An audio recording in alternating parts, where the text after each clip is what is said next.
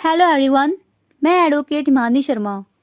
Chapter 5 CrPC हमारा चल रहा था, जिसमें सेक्शन 41 से 49 कंप्लीट हो गया था। आज हम डिस्कस करेंगे सेक्शन 50 से 60A तक। तो चलिए स्टार्ट करते हैं। Section 50, person arrested to be informed of grounds of arrest and right to bail. गिरफ्तार किए गए व्यक्ति को गिरफ्तारी के आधारों और जमानत के अधिकार की इत्तिला दी जाना। ये सेक्शन अरेस्ट किए गए पर्सन को दो राइट्स प्रोवाइड करता है। पहला, right to know the ground of arrest. अगर किसी भी पर्सन को विदाउट वारंट अरेस्ट किया जा रहा है तो उसे ग्राउंड ऑफ अरेस्ट बताया जाएगा, उसे गिरफ्तारी का कारण बताया जाएगा कि क्यों आपको अरेस्ट किया गया है। दूसरा, right to be informed of the provision for bail. अगर बेलेबल ऑफेंस का वो एक्यूज्ड है तो उसे राइट टू बेल बताया जाएगा कि आपको बेल मिल सकती है और आप अपने बिहाफ पर सिक्योरिटी को अरेंज कर सकते हैं। अब देखते हैं सेक्शन 50A। ये इंसर्ट किया गया था सीआरपीसी अमेंडमेंट एक्ट 2005 में। गिरफ्तारी करने वाले व्यक्ति का गिरफ्तारी आदि के बारे में नामित व्यक्ति को सूचना देने का दायित्व। Obligation of person making arrest. ये सेक्शन अरेस्ट करने वाले व्यक्ति की ऑब्लिगेशन को बताता है। सब सेक्शन 1 क्या कहता है?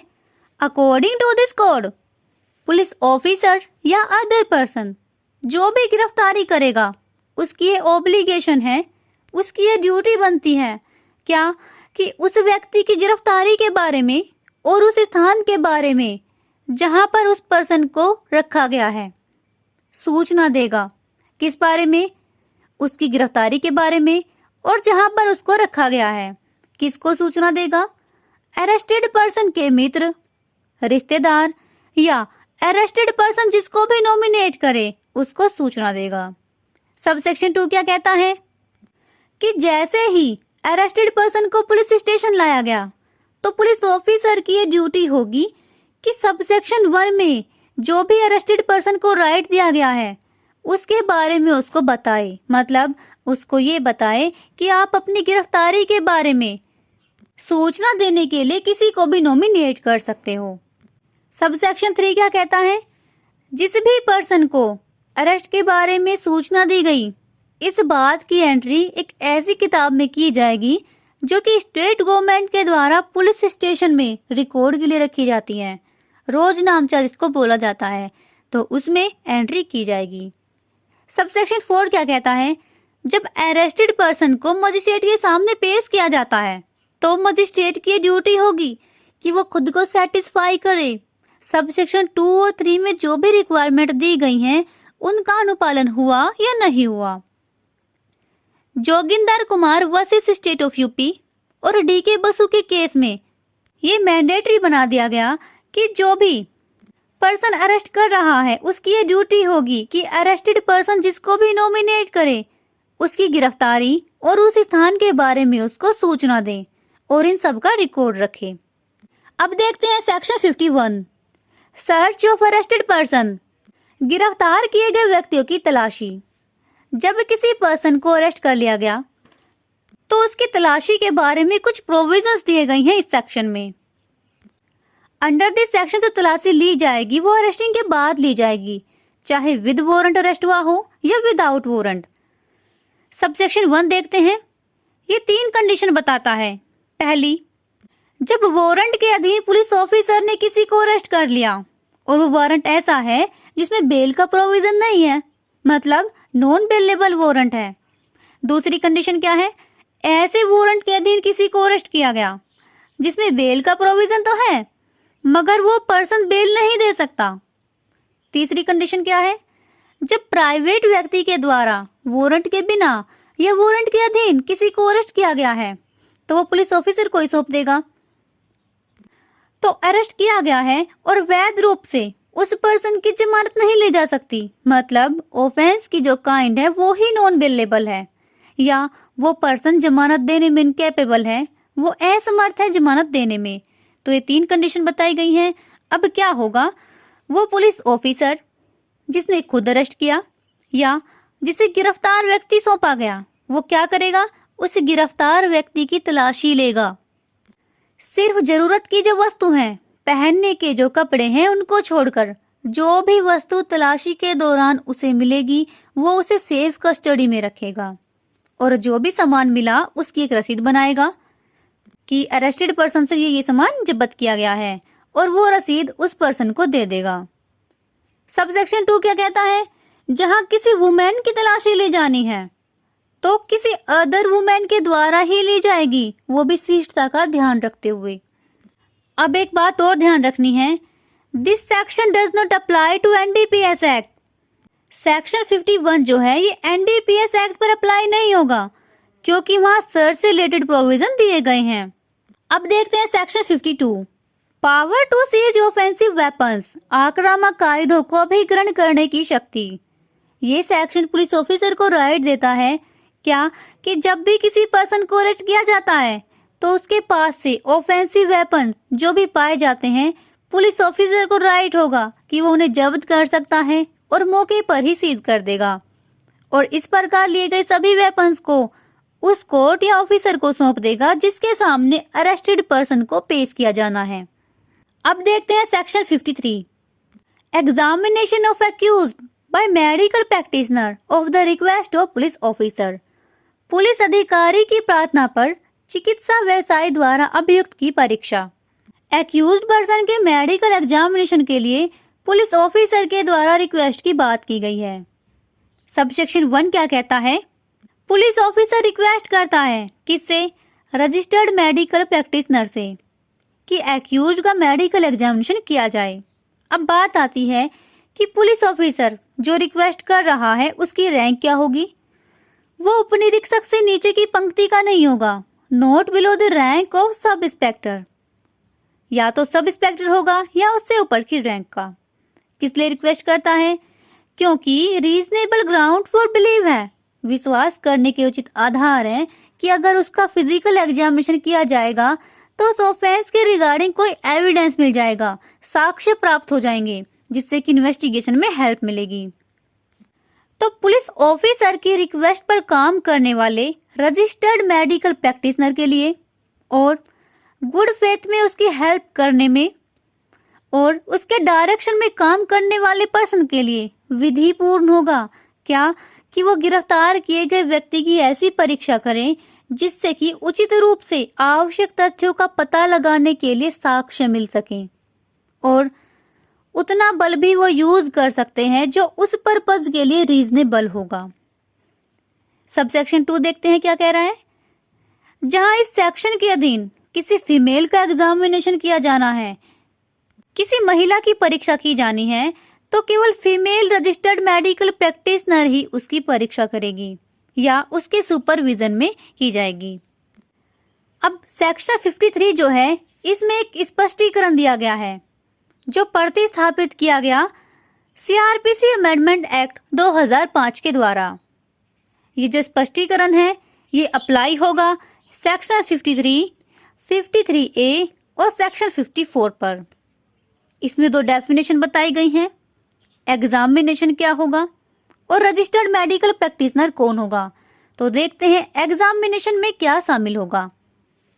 एक्यूज्ड के ऊपर खून या खून के धब्बे अगर कोई पाए जाते हैं या फिर सेक्सुअल ऑफेंस से रिलेटेड जो भी मामले हैं उनमें सीमन, स्वैब्स, थूक, पसीना, हेयर सैंपल और फिंगर नेल क्लिपिंग, ये सब चीजें एग्जामिनेशन में शामिल होगी और डीएनए प्रोफाइलिंग और अदर टेस्ट भी इसमें शामिल कर दिए गए हैं, जैसा भी रजिस्टर्ड मेडिकल प्रैक्टिशनर को उचित लगे, जैसा भी वो आवश्यक समझे वो एग्जामिनेशन कर सकता है। अब एक क्वेश्चन आता है हमारे पास कि क्या पोटेंसी टेस्ट भी सेक्शन 53 में एग्जामिनेशन में आ सकता है या नहीं। तो थेनियल विक्टर वर्सेस स्टेट 1991 CRLJ, इस केस में कहा गया कि धारा 53 के एग्जामिनेशन में पोटेंसी टेस्ट भी शामिल है। अब एक प्रश्न और उठता है कि क्या किसी लेडी के वर्जिन होने का टेस्ट भी धारा 53 के एग्जामिनेशन में आ सकता है या नहीं। तो Surjit Singh versus Kanwaljit Kaur AIR 2003 Punjab and Haryana, इस केस में कहा गया कि आर्टिकल 21 में उसकी राइट टू प्राइवेसी का वॉयलेशन होगा और धारा 53 के एग्जामिनेशन में किसी लेडी की वर्जिनिटी टेस्ट को शामिल नहीं किया जाएगा। अब देखते हैं कि रजिस्टर्ड मेडिकल प्रैक्टिशनर कौन होगा।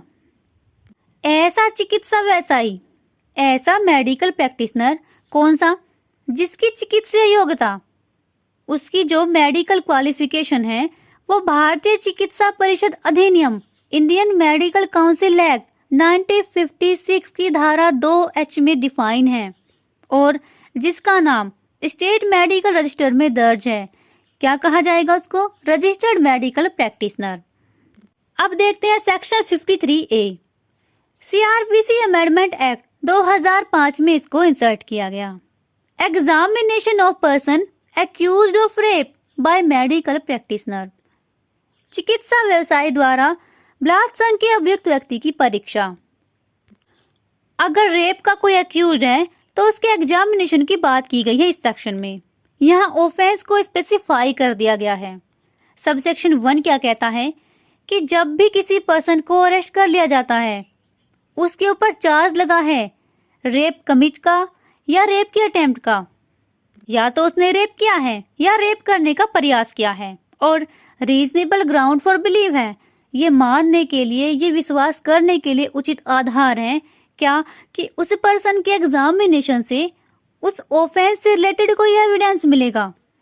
तो किसी गवर्नमेंट या लोकल अथॉरिटी के द्वारा कोई हॉस्पिटल चलाया जा रहा है, उसमें जो कार्यरत रजिस्टर्ड मेडिकल प्रैक्टिशनर होगा उसके लिए विधिपूर्ण होगा क्या कि वो उस पर्सन का एग्जामिनेशन करे और उस पर्पस के लिए उतना फोर्स यूज कर सकता है जो कि रीजनेबल होगा।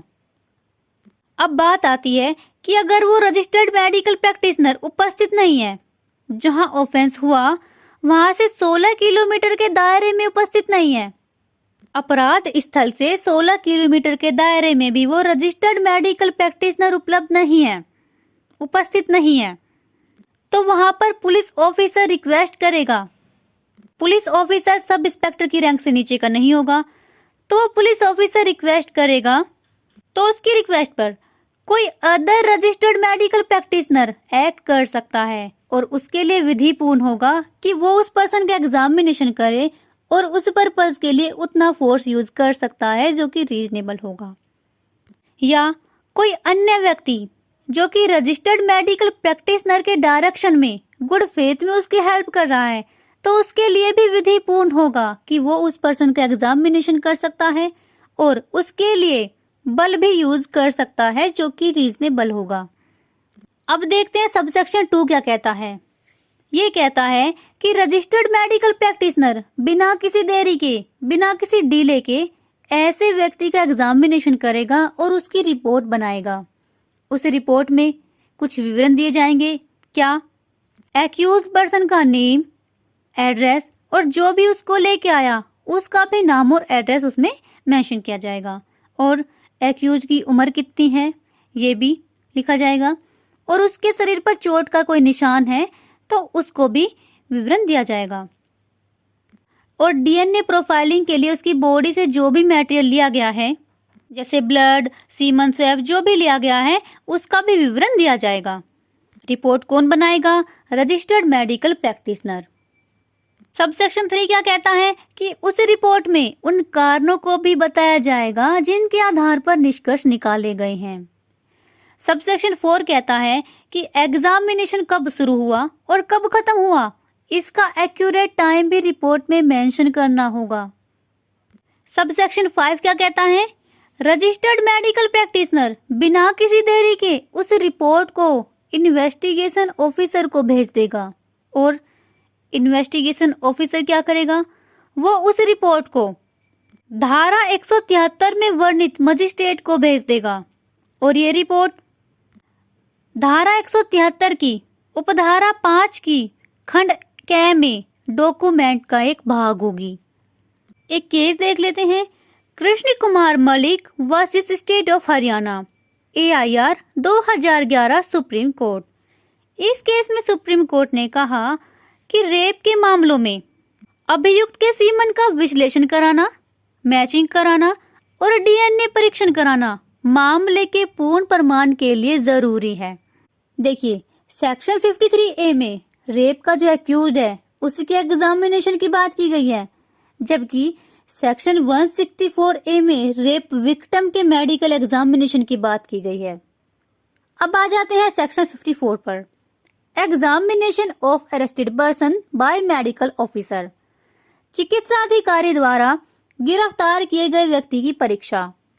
सेक्शन 53 और 53A में एक्यूज्ड के एग्जामिनेशन की बात की गई थी, और यहाँ सेक्शन 54 में यहाँ अरेस्टेड पर्सन के एग्जामिनेशन की बात की गई है। सबसेक्शन 1 क्या कहता है कि जब भी किसी पर्सन को अरेस्ट कर लिया जाता है तो अरेस्ट किए जाने के तुरंत बाद उसका एग्जामिनेशन किया जाएगा। कौन करेगा एग्जामिनेशन? मेडिकल ऑफिसर करेगा, जो कि सेंट्रल गवर्नमेंट या स्टेट गवर्नमेंट की सर्विस में है। और जहां पर ये मेडिकल ऑफिसर अवेलेबल नहीं है तब कौन करेगा? तो रजिस्टर्ड मेडिकल प्रैक्टिशनर उसका एग्जामिनेशन करेगा। लेकिन किसी वुमेन को अगर अरेस्ट किया जाता है तो उसका एग्जामिनेशन कौन करेगा? तो एक फीमेल मेडिकल ऑफिसर ही उसका एग्जामिनेशन करेगी। और जहां पर ये अवेलेबल नहीं है तो रजिस्टर्ड फीमेल मेडिकल प्रैक्टिशनर करेगी या उसके सुपरविजन में किया जाएगा। सबसेक्शन 2 क्या कहता है कि अरेस्ट किए गए पर्सन को जिसने भी एग्जामिनेशन किया, जिसने भी उसकी परीक्षा की, मेडिकल ऑफिसर या रजिस्टर्ड मेडिकल प्रैक्टिशनर जिसने भी एग्जामिनेशन किया, वो एक अभिलेख तैयार करेगा, एक रिकॉर्ड बनाएगा। क्या होगा इस रिकॉर्ड में? अरेस्टेड पर्सन के शरीर पर कोई चोट या चोट का अगर निशान है तो उसका वर्णन होगा, और अनुमानिक समय किस समय उसको चोट या निशान पहुंचाए गए उसका भी वर्णन किया जाएगा। सबसेक्शन 3 क्या कहता है? ये कहता है कि जहां सबसेक्शन 1 के अधीन एग्जामिनेशन किया गया है तो उस एग्जामिनेशन की जो रिपोर्ट है उसकी एक कॉपी अरेस्टेड पर्सन को दी जाएगी। कौन देगा? मेडिकल ऑफिसर या रजिस्टर्ड मेडिकल प्रैक्टिशनर। किसको देगा? अरेस्टेड पर्सन को उस रिपोर्ट की एक कॉपी देगा, या अरेस्टेड पर्सन जिसको भी नॉमिनेट करता है उसको वो कॉपी दे दी जाएगी। अब देखते हैं section 54A, identification of person arrested, गिरफ्तार व्यक्ति की पहचान। ये इंसर्ट किया गया था सीआरपीसी अमेंडमेंट एक्ट 2005 के द्वारा। ये सेक्शन बताता है कि गिरफ्तार व्यक्ति की शिनाख्त किस प्रकार की जाएगी। जो भी अरेस्टेड पर्सन है उसके ऊपर किसी भी ऑफेंस का चार्ज लगा है, लेकिन उसकी आइडेंटिफिकेशन नहीं हो पा रही है और इन्वेस्टिगेशन के लिए उसकी पहचान करना जरूरी है, तो officer in charge of police station की रिक्वेस्ट पर कोर्ट निर्देश दे सकता है क्या कि उस व्यक्ति की शिनाख्त किसी दूसरे पर्सन के द्वारा की जाए, किसी अदर पर्सन के द्वारा उसकी पहचान की जाए। अब सीआरपीसी अमेंडमेंट एक्ट 2013 के द्वारा प्रोविजो भी इंसर्ट कर दिया गया क्या कि जो भी पर्सन गिरफ्तार व्यक्ति की शिनाख्त कर रहा है, अगर वो फिजिकली या मेंटली डिसेबल्ड है तो शिनाख्त की जो प्रक्रिया है वो जुडिशियल मजिस्ट्रेट के सुपरविजन में होगी, उसकी देखरेख में होगी। अब आगे और प्रोविजो दे दिया गया क्या कि अगर अरेस्टेड पर्सन की जो शिनाख्त कर रहा है वो मेंटली या फिजिकली डिसेबल्ड है तो शिनाख्त की जो प्रक्रिया है उसकी वीडियोग्राफी की जाएगी, उसकी वीडियो फिल्म तैयार की जाएगी। सेक्शन 55 ये कहता है कि जब पुलिस अधिकारी वारंट के बिना गिरफ्तार करने के लिए अपने अधीनस्थ को प्रतिनियुक्त करता है तब क्या प्रक्रिया होगी। सबसेक्शन 1 क्या कहता है कि जब officer in charge of police station या कोई पुलिस ऑफिसर जो कि चैप्टर 12 के अधीन इन्वेस्टिगेशन कर रहा है तो वो अपने सबॉर्डिनेट ऑफिसर को, अपने अधीनस्थ किसी अधिकारी को प्रतिनियुक्त कर सकता है। किस लिए? उस पर्सन को अरेस्ट करने के लिए जिसे विदाउट वारंट लॉफुल अरेस्ट किया जा सकता है, वारंट के बिना जिसे विधि पूर्वक गिरफ्तार किया जा सकता है।